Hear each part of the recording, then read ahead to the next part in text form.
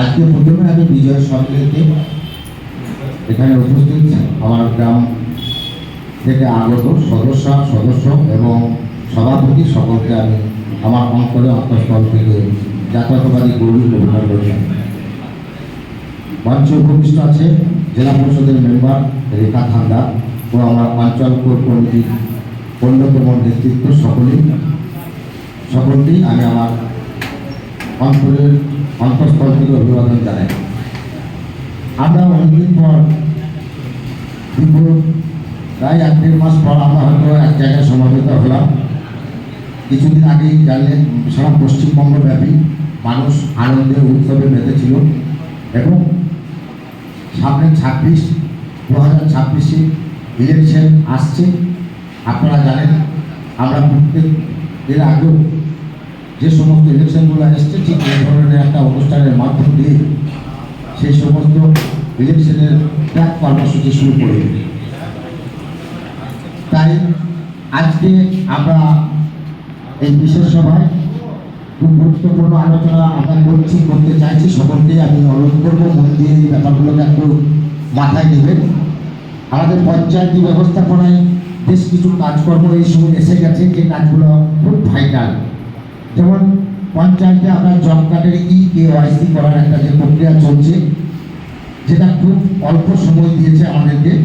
প্রত্যেকটা অলরেডি কালকে আমরা 9টা গ্রামে হচ্ছে, আজকে শেরপুরে হয়তো হবে। এইভাবে প্রত্যেকটা গ্রামকে একদিন করে পঞ্চায়েতে টাকা ডেকে করার চিন্তাভাবনা চলছে। যদিও আমরা চিন্তাভাবনা করছি আগামী দিনে যে যদি গ্রামগুলোতে নিজেও যায়, এই কাজের সময় তো এটা তো সব মানুষ হয়তো এখানে পৌঁছাতে পারছে না বা পৌঁছানোর সমস্যা হচ্ছে। তাই আমরা চেষ্টা করব যে সমস্ত গ্রামগুলোতে অনলাইনের সিস্টেমটা একটু ভালো আছে এবং আমাদের কিছু স্টাফ এবং আমাদের যারা ছেলেপেলে আছে তাদেরকেও কাজে লাগিয়ে আগামী দিনে যাতে গ্রামগুলোতে এই সভাটা করতে পারা যায় আমরা সেটা দেখছি, কারণ এটা খুব এসেন্সিয়াল, খুব প্রয়োজনীয় জিনিস। তার সাথে সাথে বিজয় সংগ্রামের উপলক্ষে সারা পশ্চিমবঙ্গে দলীয় বেশ কিছু কর্মসূচি ঘোষণা করেছেন আমাদের দলের সেনাপতি অভিষেক বন্দ্যোপাধ্যায়।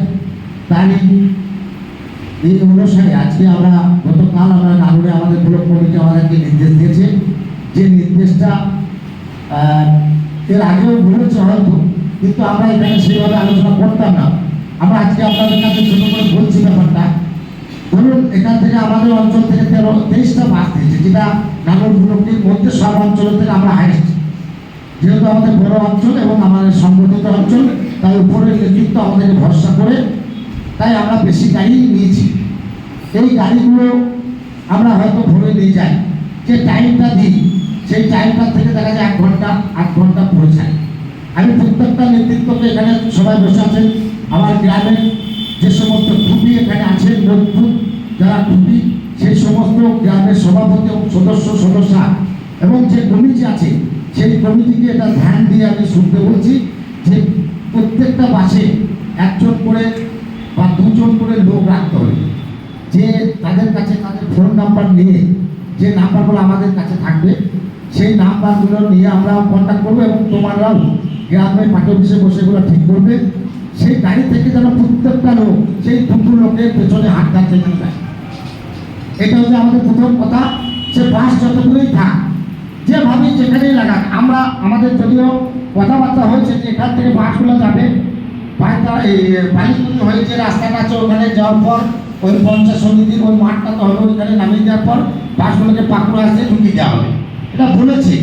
কিন্তু দেখা যাবে মিটিংয়ের দিনে কার্যকরিত হয়তো বাইচান্স নাই হলো, তবুও আমার অঞ্চলে প্রথম দেখাবো অন্যান্য অঞ্চল থেকে যে 2টো করে লোক আমরা গ্রামের প্রত্যেকটা গ্রাম কমিটির কাছে নেব, যাদের দায়িত্ব হবে বাস থেকে ছেলে মেয়ে যেই থাকবে প্রত্যেককে সিট থেকে নামিয়ে একবারে ডাকানোর মতো ডাকিয়ে বা পেছন ধরে অনুসরণ করে তাকে একবারে যেয়ে মিটিং তলায় পৌঁছিয়ে দিতে হবে এবং পৌঁছিয়ে দিতে হবে।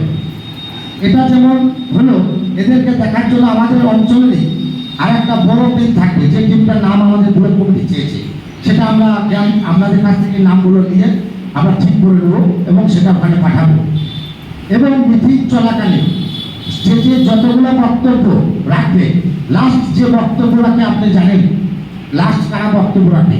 কলকাতা থেকে যদি আমার নেতৃত্ব আসে, সেখানে যদি আমাদের বীরভূম জেলার অন্যতম নেতৃত্ব এবং আমার নাগরিক অবজারভার ফাইজুল শেখ যদি ওখানে থাকে, তবুও কিন্তু সেই কলকাতার সেই নেতাটাই, রাজ্য কমিটির নেতাটাকেই লাস্টে বক্তৃতা দেওয়ার নিয়ম। তাহলে তিনি যখন বক্তৃতা দিবেন, দেখা যাচ্ছে ঠিক 5টা বাজতে আর 15 মিনিট বাকি আছে, ফট করে একটা মেয়ে উঠে গেল, বাড়িতে সন্ধ্যা দিতে হবে এই করে, একজনের জাহাজ উঠে গেল, সব উঠতে লাগে, একা একা করে এখান থেকে একটা ওখান থেকে দেখা যায় উঠতে লাগলো, একটা বিশাল পটু দেখায়। আমরা হাজার হাজার টাকা খরচা করে বাস সে করে নিয়ে গেছি। এই যে খরচাটা, এই খরচাটার যে মূল্য, সেই মূল্যটা আমরা কিন্তু সবসময় পাই না। তো সেইটা মূল্যায়ন হয়েছে কালকে। প্রত্যেকটা আমার নেতৃত্ব যারা আছে দায়িত্বশীল, আমি মনে করি তোমাদের দায়িত্বের জন্যই তোমরা মাথা ভরে সেই দায়িত্ব পালন করেছে বলে আজকে আমাদের নয়নগর পর্দা অঞ্চল সব দিক দিয়ে বড় জায়গায় আছে। তাই সেই জায়গাটা ধরে রাখতে গেলে আমাদের নেতৃত্ব, আমরা যে জায়গায় ছিলাম, ধরে নাও আমরা 11,500 ভোটে লিড দিয়েছি, এটা আমাদের নয়নগর পর্দা অঞ্চল। আমাদের নেতৃত্ব মূল্যায়ন করেছে যে আরও বেশি ভোটে লিড দিতে হবে। তার জন্য যা যা করার আপনারা দেখেছেন, এখানে অনেক নতুন একটা নেতৃত্ব এসেছে। হয়তো আপনারা ভাবছেন, বুঝছেন, আমাদের উপরের নেতৃত্ব, আমাদের যে মাথা, আমাদের যে পিতা, সেই ঠিক করে দিয়েছে ওখান থেকে যে এই সমস্ত নেতৃত্বকে নিয়ে এলে নেতৃত্ব ভালো বুঝছে, খারাপ বুঝছে, সেটা নেতৃত্ব বুঝছে, এই নেতৃত্বকে নিয়ে 11,500 টা 13,000 হবে। তো আমাদেরকে সেটা কিন্তু চেষ্টা করতে হবে যে কিভাবে কি বলতে চাইছে। আজকে এই কথাগুলো ধরে কোনো মিটিংয়ে আমরা কিন্তু বলি নাই। এর আগেও আমরা 27টা বাসে করে লোক নিয়ে গেছি বিভিন্ন মিটিংয়ে, কিন্তু এই কথাগুলো বলি নাই। কেন আজ বলতে হচ্ছে? আপনারা লক্ষ্য করবেন, নানুরের পঞ্চায়েত সমিতি মাঠে এর আগেও মিটিং হয়েছে, দেখা যাচ্ছে ওখানে 4,000 লোক ওখানে গিয়ে বসে আছে। আমাদের টোটাল 150টা বাস দেওয়া হয়েছে, 150টা বাসে যদি 50টা করে লোক যায়, 7,500 লোক হতে হয়। তো দেখা যাচ্ছে 4,000 লোক ওখানে বসে আছে, বাকি লোক ঘুরে বেড়াচ্ছে। সেগুলো তো এই 100-150টা বাসেরই লোক। তাই প্রত্যেকটা বাসে যদি কন্ট্রোল করার লোক থাকে, আমার মন বলে আপনাদের কি মতামত? এটা ঠিক তো? এটা আজকে গ্রামে পার্টি অফিসে গিয়ে বসে প্রথমেই এটা করে নিতে হবে এবং আপনাদের গ্রাম থেকে প্রত্যেকটা গ্রাম থেকে একজন করে লোক, দায়িত্বশীল লোক দেওয়া হবে। 27টা গ্রাম আছে, 27টা গ্রামের একটা আপনাদের 2টো লোক ওখানে ঠিক হবে, যে 2টো লোক পাশের লোকগুলোকে মাঠে নিয়ে যাবে এবং মাঠ থেকে তুলিয়ে নিয়ে আসবে। এই 2জনের দায়িত্ব হবে। আর একটা লোক ঠিক করা হবে, যেটা আমাদের অঞ্চল কমিটিকে নামটা দেবেন। সেই 27টা গ্রামে 27টা লোক থাকবে, সেই 27টা লোক ওখানকার গেটে দাঁড়িয়ে থাকবে। আমাদের লোকরা যে কোথা কী করছে সমস্ত কিছু ওই নেতৃত্বর সাথে ওদের যোগাযোগ থাকবে। এটা কিন্তু খুব কঠিনভাবে মিটিংয়ের লোক চাওয়াতে হবে। এই শৃঙ্খলাটা আমাদের নেতৃত্ব দেখে নেবে। সেই দিন কালকে যদি কেউ টোটো নিয়ে যায়, টোটো ওই ভিতরে ঢোকাবার একটা ব্যবস্থা আছে, সেখানে টোটো রাখার ব্যবস্থা হবে। মানে লোক যাটাই যাবে সেই লক্ষ্যটা যেন মাঠের মধ্যে থাকে। এবং নেতৃত্ব আগামী দিনের সব থেকে মূল্যবান, গুরুত্বপূর্ণ যে সমস্ত কথাবার্তাগুলো আমরা হয়তো মিডিয়ার মাধ্যমে শুনি, আমাদের নেতৃত্ব সেখান থেকে বসেছে, কলকাতার নেতৃত্ব কী কথা বলেছে, কী করতে চাইছে আগামী দিনে ইলেকশনটা আপনার পাড়ায় এই ধরনের সমস্যা আছে, আপনাদের গ্রামে সিপিএম মাথা চালা দিয়েছে, আপনাদের এলাকায় কেউ বিজেপি তলাতে তলাতে ষড়যন্ত্র চলছে। এই সমস্ত ব্যাপারগুলো আপনি জানেন, হয়তো প্রকাশ করছেন না, কিন্তু আমাদের নেতৃত্ব যে কথাগুলো বলবে সেই কথাগুলো মন দিয়ে শুনে এসে মারামারি ধারামারি করে রেজাল্ট কিছু আসবে না। কারণ এই মারামারি মোকাবেলা করার মতো কেন্দ্রের সরকারের ক্ষমতা আছে। আমরা যদি আগে থেকে বুঝিয়ে দিই, আমরা মেরে ধরে কেড়ে করে করবো, তাহলে তারাও কিন্তু সেই রকমই সেনাবাহিনী মোতায়েন করেই ভোট করাবে। যদিও আমাদের এর আগে যেভাবে করেছি আমরা সেইভাবেই হবে। আমরা মানুষের কাছে পৌঁছে দেব এই 95টা প্রকল্পের বার্তা এবং লোকাল ইস্যুকে কেন্দ্র করে লোকাল মানুষ এর আগে কিভাবে চলেছে, তারও আগে কিভাবে চলেছে, বর্তমান কিভাবে চলছে, আগামী কিভাবে চলবে, তার ইঙ্গিতগুলো মানুষকে দিতে হবে। আমরা প্রথমে বলেছিলাম প্রত্যেকটা গ্রাম কমিটি এবং প্রত্যেকটা নেতৃত্ব, যুব মহিলা যারা আছে, বিভিন্ন শাখা সংগঠনের নেতৃত্ব, সকলকেই বলেছিলাম যে গ্রামের মানুষ কি বলতে চাইছে। কোনো একটা মানুষ ডাকছে, তুমি বেরিয়ে যেছো মোটরসাইকেল, হ্যাঁ দাঁড়াবে। যেহেতু পার্টি করছি আমরা, সে জানে যে এই গ্রামের যা কিছু হয় এদেরকে বলতে হয়, তার জন্য সে ছুটে যায়, বিরক্ত হবে না। শুনবে, 5 মিনিট 2 মিনিট লাগে, কথাটা খালি শুনে আসবে, তাই শুনলেই হবে। শুনলেই দেখবে আমাদের সাথে মিশছো, ওই গ্রুপে দিচ্ছ, আর কোথাও যে পঞ্চায়েতে বসছো, কোথাও না কোথাও দেখবে আলোচনা করতে করতে একটা সুরাহা বেরিয়ে যাবে। একজনকে বললে সে বলে এটা অমুক জায়গায় বলতে হয়ে যাবে, আমাদের হয়েছে।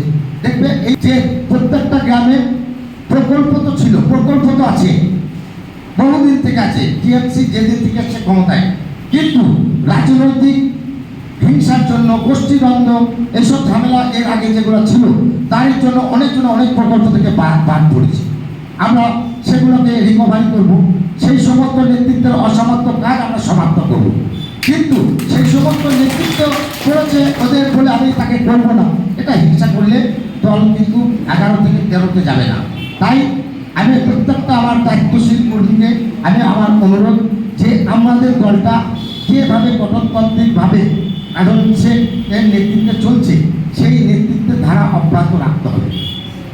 আপনারা জানেন আমাদের পঞ্চায়েতের স্টাফ কম আছে, আগামী দিনে দুয়ারে সরকারের পঞ্চায়েত ব্লক থেকে কোনো স্টাফ আসবে না, পঞ্চায়েতের মাধ্যমে যদি দুয়ারে সরকার করা যায় হবে। কিন্তু এই যে প্রত্যেকটা গ্রামের জব কার্ডধারীদেরকে মানে কেওয়াইসি করার জন্য বলেছে, এটা করতে হবে। এখানে দেখছেন তো 6টা অফিসার বসে বসে কম্পিউটারে এক একটা প্রায় 5 মিনিট 7 মিনিট, তাও হচ্ছে না, সাইবারের গন্ডগোল হচ্ছে।